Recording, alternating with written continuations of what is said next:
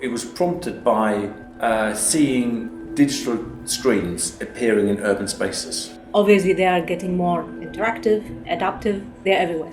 They are deployed for various purposes. A lot of them are deployed for advertisements by corporations. They appear in bus stops, in buses, in the tube. They could show cultural, artistic content. So they are literally becoming more embedded in our architecture.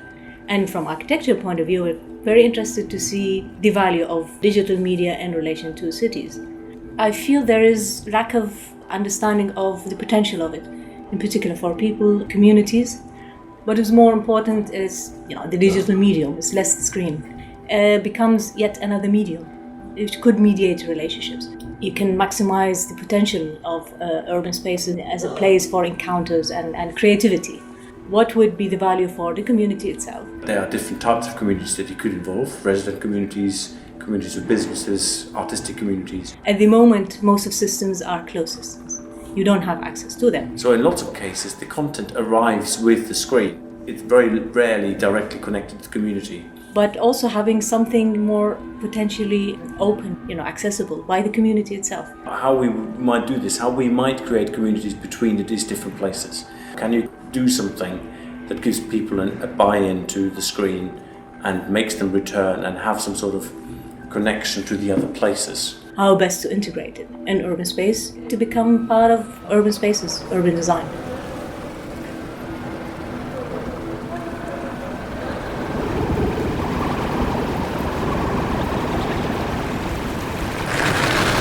We teamed up with the university, Mixed Reality Lab, University of Nottingham. We've known each other for quite a while, so we already knew what the kind of potential expertise was, what everyone could bring to the project. You embed technology in its actual environment. So in our case, it's urban screens, it's in urban spaces. It's particularly targeted at research that is created or conducted outside the lab.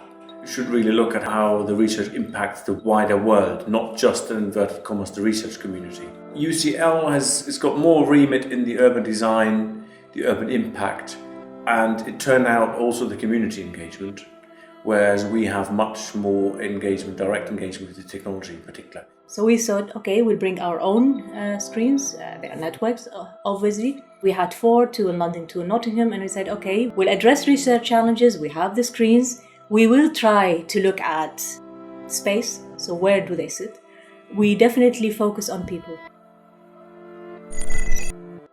An important objective is to enable people to become part of the conversation, so to enable participation and to empower them in a way to be able to generate the content on the screen.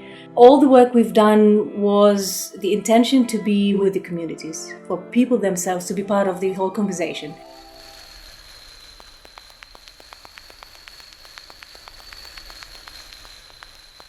The actual ethos of the organisation is stimulating new perspectives about the value of diversity in art and society. So it looks at art and its relationship with society and society's relationship with art.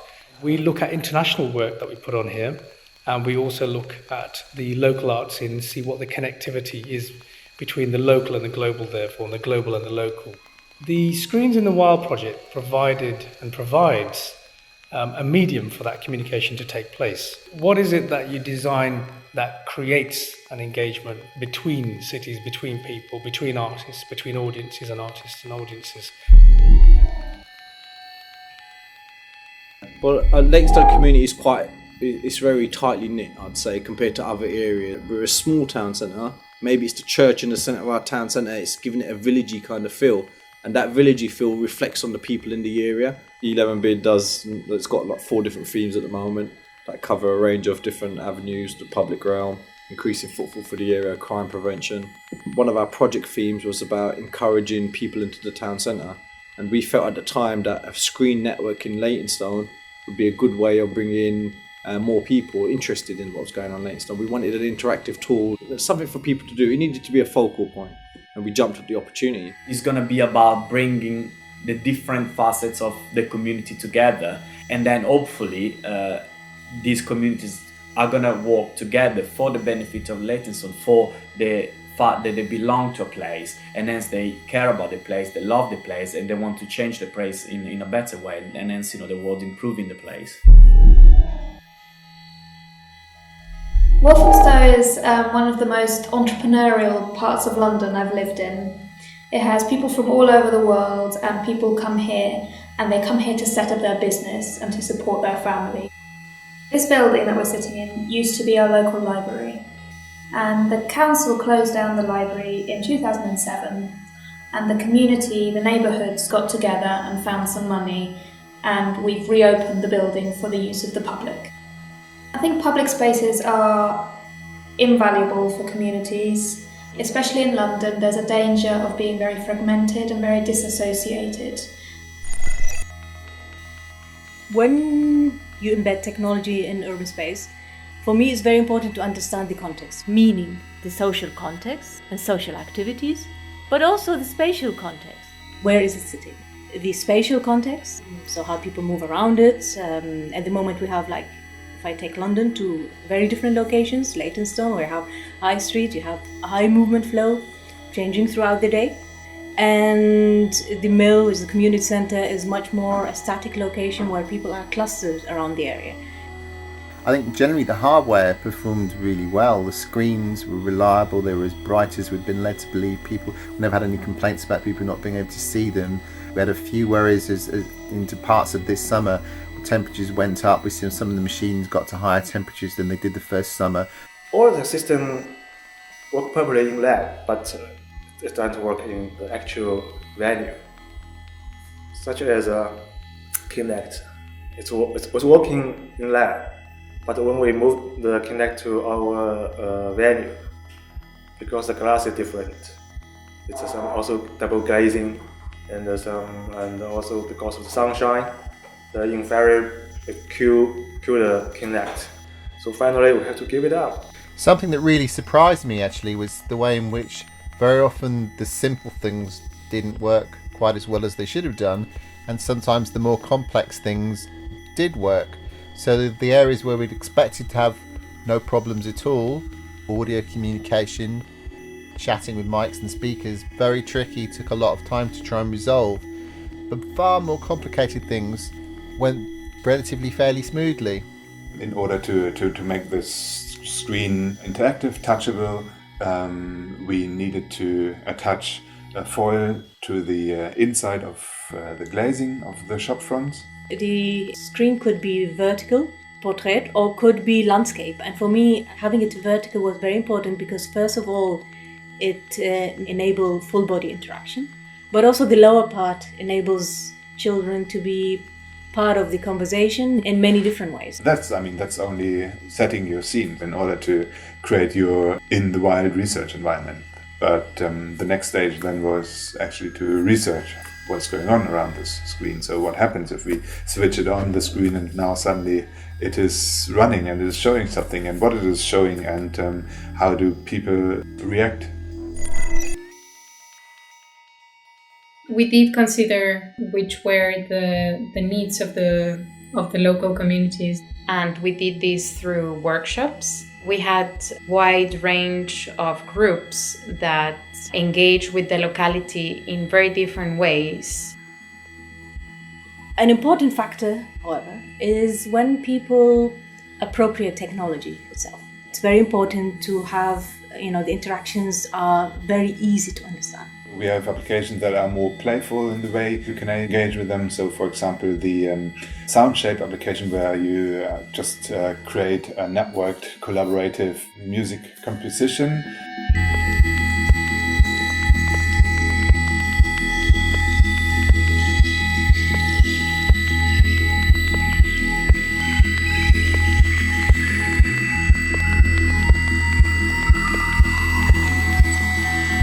Especially kids like it quite a lot because they use it to draw and then listen to the drawing. It's not that the developers had in mind, oh yes, children are going to love this. We were just experimenting and trying out, and children happened to love it and engage with it in a way adults couldn't. Our approach is based on iterative prototyping. The question for me was still, how can we generate media on the screen in a very simple way using a one-button solution. Then the moment machine was born. You can just approach a display, you can take a picture, and the picture will be left on display for others to see. You can also browse the pictures of others that others have taken, and during picture taking you can change the filters so that your picture would be nicer or to your liking.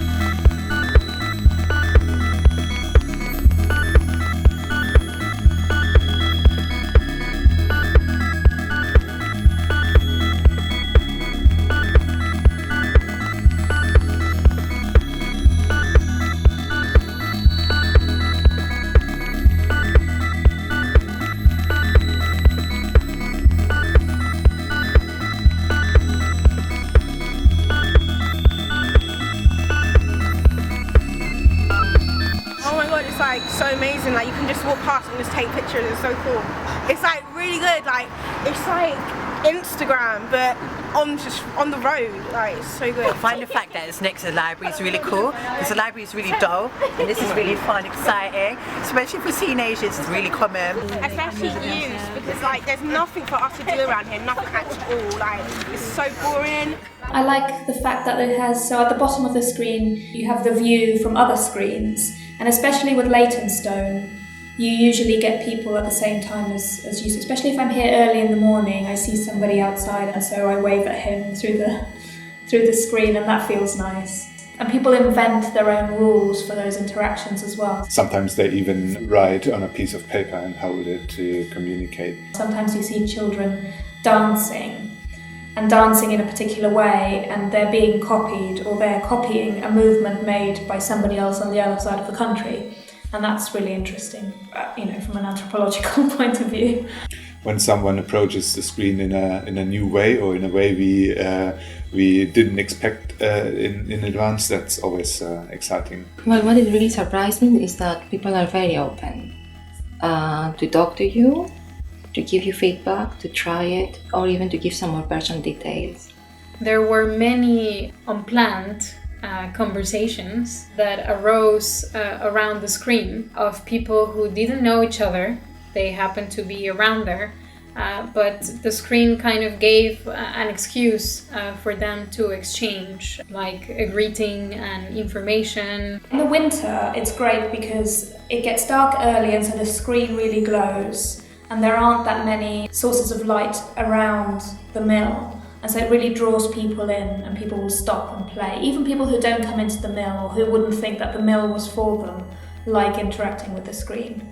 And something that I really liked that came from the interviews and people mentioned themselves is that the application simply allows people to create community awareness of people who are in the area. You go down the high road and you see someone and you've just seen their photograph, could be from today or yesterday. There's a possibility that someone may stop and just point the finger and say, oh, I just saw your photograph on that machine round the corner. And they might go, oh, right, fantastic. I mean, and they might get into a conversation, might only last 20 seconds, but 20 seconds is better than no seconds, dear. Part of our role was definitely to come up with a process that will allow people to kind of overcome barriers, and people who wouldn't maybe normally participate in this kind of thing to also engage with it. We've done a series of projects like this. We find it quite interesting where you almost need to engage with people you've never met before from different backgrounds, and you need to give them something to hook onto to make the project work. And I think for us, we were like trying to extract things about their life, really, and this was a series of photos. So we were really thinking about inviting people, giving them a set of ideas that they could take images about, because we were also interested in how people, first of all, people's kind of personal lives or the personal aspect, but also how people see the space around them, the area where they live. So we came up with a series of themes for images. We like this idea of people to show us their favourite place, or somewhere that needs to change, or somewhere that will change. You can experience the same place in so many different ways, depending on your social circles, your the part of the society that you belong to, etc., etc. Very interesting kind of network building up as well. People documenting their lives in their area and then sharing these images on that screen. How do you use something like this to visualise, to make visible something which is held at the moment quite in a fragmented state, lots of knowledge actually within the community about such an important issue. How could we use it to begin a conversation that would actually make a difference? So we literally went onto the streets and sit and talk to total strangers using Twitter and Instagram to record conversations and thoughts with individuals and between people who set up conversations with each other around the issue of homelessness, using the idea that the screen in the wild would carry this conversation. If you see kids in this day and age, it's probably their first step of how they get onto using the computer. And then if you go to the other spectrum of older women and men, like pensioners, the easiest way for them to get online is probably via interactive device, which is again the whole touchscreen ability. And so it makes it easier for different age groups to access information that they not necessarily would have had access to. It's younger people on the whole that have been more interested in it. I mean, older people haven't minded it, but they haven't necessarily overcome their reticence about trying to use it. Anyway, I just think that's the way things are, and that's not necessarily something that can't be overcome. To make these things work takes some time and investment. Even though we are very techie savvy these days as a community, people need to be retrained on how to think of assets like the screen. we probably underestimated the effort that's required to get people to interact with the screen and to therefore understand what that screen is trying to achieve. I think that was one thing that I think we learned in the project. It wasn't about one screen, does it work at the mill? It was all of them in relation to all of them. It's interesting to see it 1 year on and to see it evolving and continually evolving and changing. For me personally, I see it as up-to-date information of what's going on in the area. Telling people what they're interested in, what's different, what's new. Almost like a visual newspaper, local newspaper really. Could be about the transport links, the best way to get to the slight sightseeing areas we've got in the area. Obviously, information is one important aspect of these localities, but as we are looking at networked spaces, now it's always a question, how relevant is this for any other location? Can you do something that gives people a buy-in to the screen and makes them return and have some sort of connection to the other places? It's difficult to get people engaged at the same time with somebody appearing on the other side of the screen. I think it's more likely that we can engage people in some sort of more medium or long-term involvement. But we've got a long way of understanding what it might take. For us as an experiment, as the pilot, it's probably the best thing that's happened to the area, because now we on the back of having a successful project running already, we can go forward and maybe apply for funding or look at a few other applications for how screens and interactive tools within the screens can benefit the town centre.